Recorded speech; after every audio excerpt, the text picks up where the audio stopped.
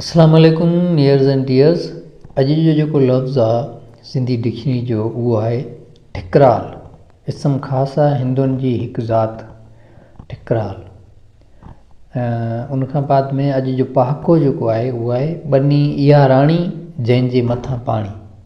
सादनि लफ़्ज़नि में मतिलबु इन जो छा आहे, पोख आहे ई पाणी सां।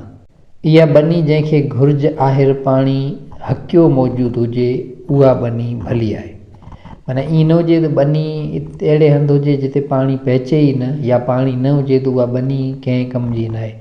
बनी उहा भली आहे, माना बनी उहा राणी जंहिंजे मथां पाणी, माना जितां वाटर वहंदो हुजे, पाणी हुनखे मिलंदड़ हुजे त पोइ उहा बनी राणी आहे। हीअ पाणी जेका आहिनि इहा हर फसल जो ॿिज आहे, हर वण जो हर फसल जो ॿिज।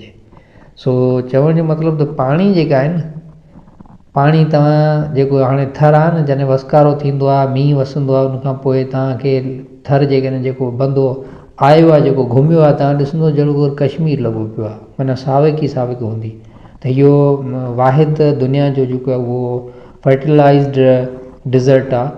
त हिन में हिकिड़ो ज़रखेज़ डिज़र्ट आहे। जेकॾहिं बरसाति न आहे तॾहिं बि सावक हूंदी आहे, पर बरसाति हूंदी आहे न उन वक़्तु तव्हांखे ईअं लॻंदो त ॼण इहो कश्मीर आहे, रुॻो सावक हूंदी। सो ॻाल्हि आहे पाणी सां, जिते पाणी आहे न त पोइ उहा माना बनी जेका आहे उहा राणी आहे। सो पाणी हर फसल जो ॿिज आहे।